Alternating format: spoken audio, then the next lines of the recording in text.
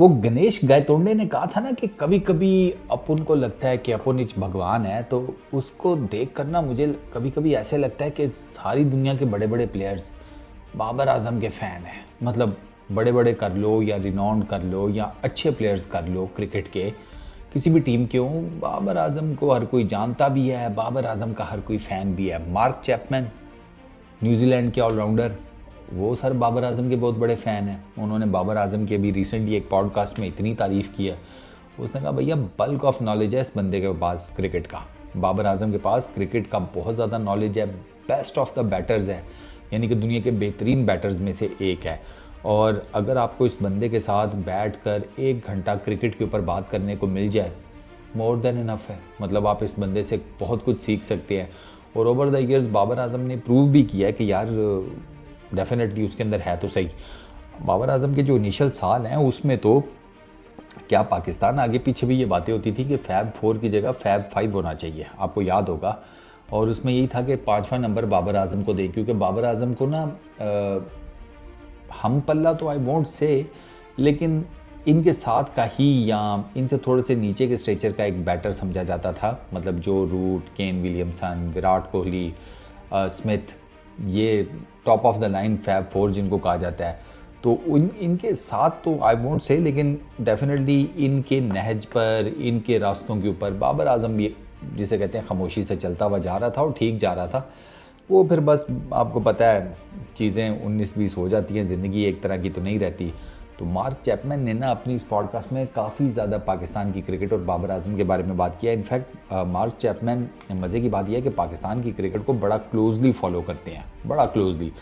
अच्छा, mark Chapman की ना मज़ेदार बात यह है कि मार्क चैपमैन ने पाकिस्तान के अगेंस्ट रन्स भी बहुत बनाए हैं। 2023 में जो न्यूजीलैंड की टीम आई पाकिस्तान, उसमें चैपमैन ने ठीक ठाक रन्स बनाए। अच्छा, 2024 में तो ये जो अभी न्यूजीलैंड की टीम आई थी 5 T20 इंटरनेशनल्स खेलने, उसमें mark Chapman leading run scorer था दोनों टीम्स की तरफ से। मतलब he was the leading run scorer, 150 plus पता नहीं कितने कुछ करके रन्स थे। मार्क चैपमैन की पाकिस्तान के अगेंस्ट ओवरऑल जो एवरेज है ना वो है 45 की, और स्ट्राइक रेट है 160 का। ठीक है, T20s ये ओवरऑल है। लेकिन मार्क चैपमैन को पाकिस्तान में खेलना कितना पसंद है वो आप अंदाज़ा लगा लें कि पाकिस्तान में उनकी पाकिस्तान के अगेंस्ट एवरेज है 104 की और स्ट्राइक रेट 163.77 का। 541 कैरियर रन्स अगेंस्ट पाकिस्तान है मार्क चैपमैन के, और इन 541 रन्स में से 416 रन्स मार्क चैपमैन ने पाकिस्तान में बनाए हैं।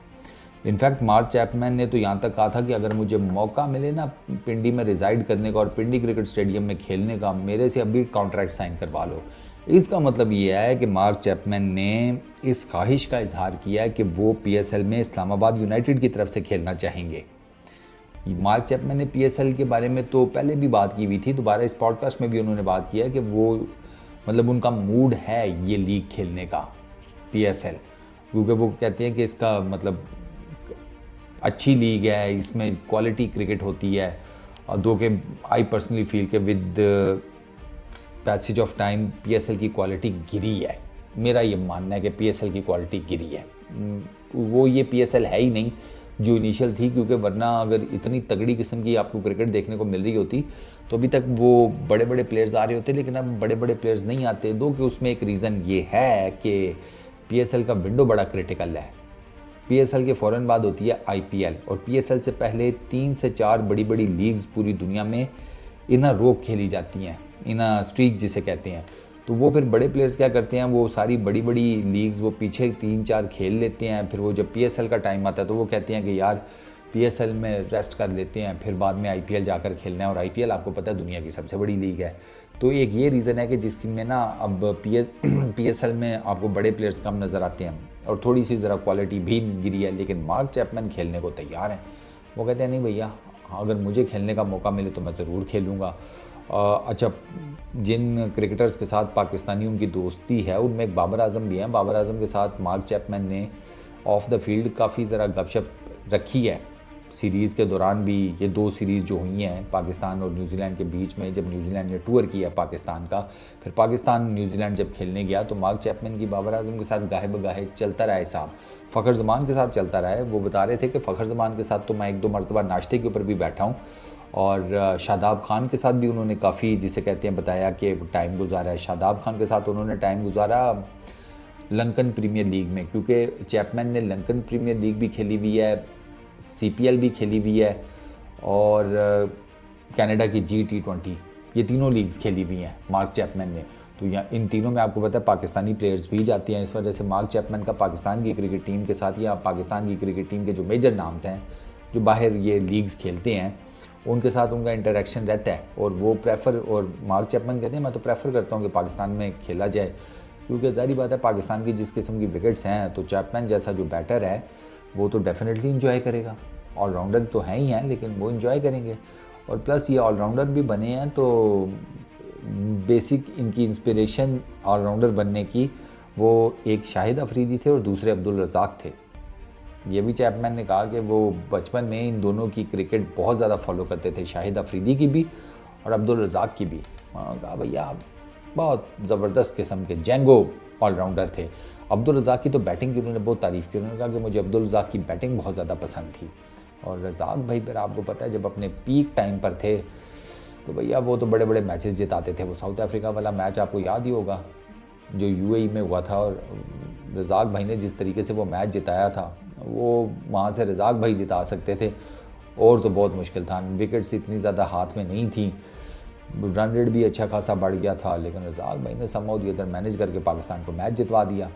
तो खैर मार्क चैपमैन ने ओवरऑल पाकिस्तान की क्रिकेट की, बाबर आजम की, फ़खर, शादाब, इनकी काफ़ी ज़्यादा तारीफ़ किया। बाबर आजम की तो मैंने आपको जैसे वीडियो के शुरू में बताया, बाबर आजम की बहुत तारीफ़ की, और बाबर आजम की तारीफ़ बनती भी है, क्योंकि बाबर आजम के ऊपर ठीक है बुरा टाइम चल रहा है, लेकिन बाबर आजम बैट्समैन बुरा नहीं है। ठीक है, थोड़े बहुत टेक्निकल फॉल्ट्स आ गए होंगे, जो कि अब बाबर आजम की जो फीट पोजीशनिंग है उसके ऊपर काफ़ी ज़्यादा बात हो रही है कि वो शायद एक रीज़न बन सकता है जिसकी वजह से बाबर आजम इस टाइम स्ट्रगल कर रहे हैं। दो कि कुछ लोगों का ख्याल ये है कि बाबर आजम की टेक्निक में प्रॉब्लम नहीं है, बाबर आजम के मेंटल जो माइंडसेट है ना, जो मेंटल कंडीशन है इस टाइम उनके दिमाग की, ज़्यादातर लोग कहते हैं कि उसका प्रॉब्लम है बाबर आजम फोकस नहीं कर पा रहे। ज़ाहिर बात है 100 किस्म की चीज़ें पाकिस्तान में चल रही होती हैं, एक इंसान की ज़िंदगी में चल रही होती हैं, जिसकी वजह से वो उसका दिमाग जो है वो किसी भी एक चीज़ के ऊपर फोकस नहीं रहता। तो कुछ लोगों को ये लगता है कि बाबर आजम का मसला मतलब फ़िज़िकल नहीं है, वो मेंटल है, और बाबर आजम को इस मेंटल कंडीशन से या इस मेंटल जो एक डायलेमा उनके जहन में क्रिएट हुआ है उससे निकलने की ज़रूरत है। जब बाबर आजम उस चीज़ से निकल आएगा तो बाबर आजम के फिर जिसे कहते हैं दोबारा से रन आने शुरू हो जाएंगे। और शायद इसी बात को मद्देनज़र रखते हुए बासित भाई ने बाबर आजम को शादी का मशवरा दिया था। मशवरा वैसे बुरा नहीं है, बंदे का तेल पानी चेंज हो ना तो बंदा ज़रा और हिसाब किताब में मतलब वो हो जाता है, काम डाउन हो जाता है, रिलैक्स्ड हो जाता है। क्या है पूरी इसके ऊपर साइंस है, किताबें लिखी गई हैं, उन्हीं किताबों का ज्ञान आप लोगों को बता रहा हूँ ना कि वो वाकई वो फ़र्क पड़ता है। ऐसा नहीं है कि बिल्कुल फ़र्क नहीं पड़ता। वो क्लेश विलेश जो बाद में शुरू होते हैं वो तो होते ही होते हैं, लेकिन शादी अपने आप में बंदे को मेंटली स्टेबल कर देती है। मतलब आप समझ ही रहे हैं ना किस तरीके से, ज़्यादा डिटेल में नहीं जाऊंगा, फिर वो जो बेचारे सिंगल हज़रात हैं वो काफ़ी ऑफेंडेड फील करते हैं। अभी ताज़ा कोहली ने दीवार में सुराख किया है तो वो तो बेचारे उसके सदमे से बाहर नहीं निकल पा रहे कि इनको क्या ज़रूरत पड़ गई थी, हम मर गए थे दीवार में सुराख करने के लिए।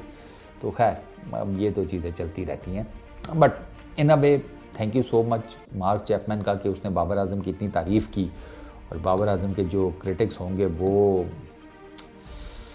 उनको ना इस टाइम पेट की हालत ऐसी हो गई जैसे बंदा ना 6 दिन कोई बादी चीज़ खा ले तो पेट में जिस तरीके से गैस पे गैस पैदा हो जाती है ना, उनका इस टाइम ये हाल हुआ पड़ा होगा। और वो गैस अब उनके दिमाग को चढ़ेगी, फिर दिमाग से वो गैस सारी वो अपने मुंह के ज़रिए बाहर निकालेंगे और बोलेंगे चीख के बाबर आजम के बारे में, जैसे कि अभी भी बोल रहे होंगे।